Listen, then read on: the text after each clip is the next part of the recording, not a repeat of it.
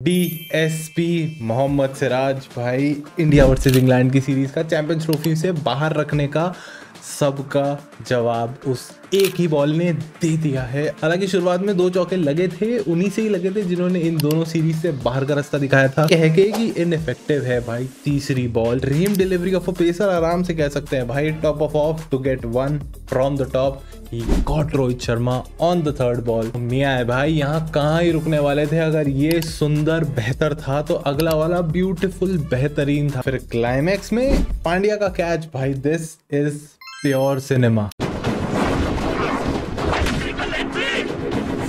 भाई। Good days are finally back. Hardik को अहमदाबाद में वो फाइनली वेल डिजर्व चीयर भी मिल चुका है और साथ ही साथ में वो प्लेइंग 11 जिसमें रोहित शर्मा खेल रहे हैं भाई, वो टॉस जीत गई है।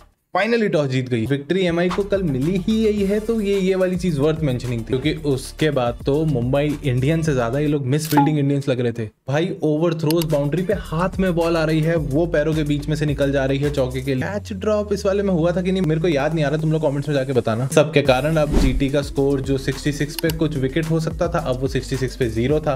वहीं एमआई का स्कोर 2 विकेट ऑलरेडी गिर गए थे, कुछ 40-50 रन बनाए थे इन्होंने। उसके बाद एक एंड से हालांकि सूर्य दादा अपने खड़े थे, अच्छी स्ट्राइक रेट अच्छी स्ट्राइक रेट के साथ मार रहे थे। दूसरी तरफ से तिलक वर्मा, एक तरफ जीटी का नंबर 3 है जिसने मारे इतने ही रन लेकिन स्ट्राइक रेट काफी ज्यादा थी, और एक मुंबई इंडियंस का नंबर 3, बहुत ही ज्यादा डिफरेंस है दोनों की स्ट्राइक रेट में। आई गेस अगर आप 197 चेस कर रहे हो और आपके ऊपर के 2 विकेट बहुत जल्दी गिर जाएं तो ऐसा नंबर 3 तो एमआई डिडंट नीडेड यस्टरडे। देखो हेलमेट पे आके बॉल लगे और वो इतना जगा जाए तुमको कि अगली बॉल पे छक्का और उसकी अगली बॉल पे चौका परफेक्ट टाइमिंग पे आ जाए।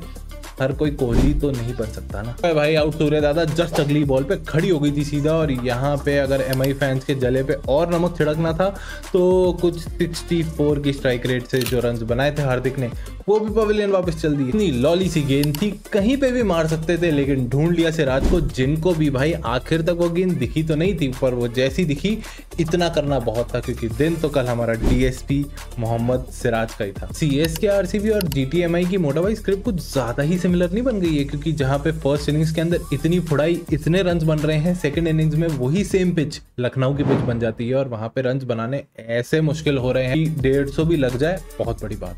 सच कह रही है तू रज्जू, असल में हम दोनों की किस्मत गधे की लिंक से लिखी गई है सारी।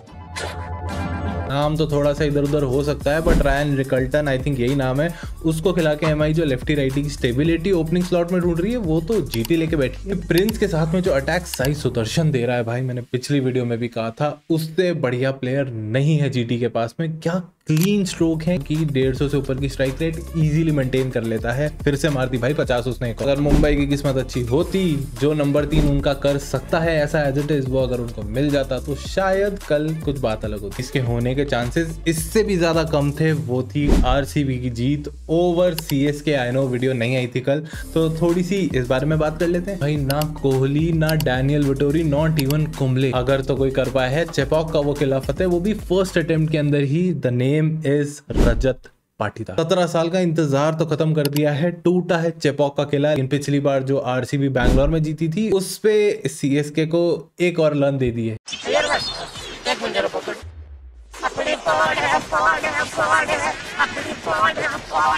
मैं एंड की तरफ मैंने कहा था कि I would like to hold my apologies, थोड़ा एक बार आगे देख लेते हैं आरसीबी कैसे खेल रही है, उसके बाद मांग लेंगे माफी। लेकिन आज भाई हाथ जोड़ के पूरी आरसीबी मैनेजमेंट से मैं माफी मांगता हूँ, हर एक उस गाली के लिए, हर वो भरोसे ना करने के मोमेंट्स के लिए, और हर एक ऑक्शन बाय को इतना क्रिटिकली एनालाइज करने के लिए कि इसका तो कुछ नाम ही नहीं है, इसका तो कुछ नाम ही नहीं है। तो जिन जिन ने भी वो दी उन सभी की तरफ से मैनेजमेंट को भाई मुझे माफ कर दो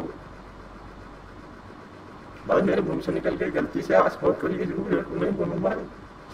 स्पेशली रजत पाटीदार की वो क्रूशियल इनिंग्स भाई, दूसरा ही मैच है as a captain and first ही मैच है चेपॉक के ऊपर, क्योंकि unlike few other captains even including Hardik Pandya जिसकी स्ट्राइक रेट काफी नीचे गई है, जैसे ही कैप्टनसी का प्रेशर आया है। जीटी में भी हमने देखा था और एमआई में देख ही रहे हैं। और आरसीबी से याद आया भाई, 2 अप्रैल को आ रहे हैं मियां अपने बैंगलोर, भिड़ेंगे आरसीबी के सामने। तो देखो हम क्लियर रखते हैं इस बार, है ना। टोटका हमारा सीएसके के सामने चल गया, आप टोटका कह लो, कर्ज कह लो पनी भाई का, लेकिन जो भी कह लो वो अब जो चल गया उसको हम बदलेंगे नहीं। तो पिछले वाले मैच की तरह I am backing RCB to win this one, but with a twist कि I want Siraj to perform well as well against RCB. तो मेरी प्रेडिक्शन रहेगी GT to win this one, and Siraj player of the match तो नहीं बन रहा है।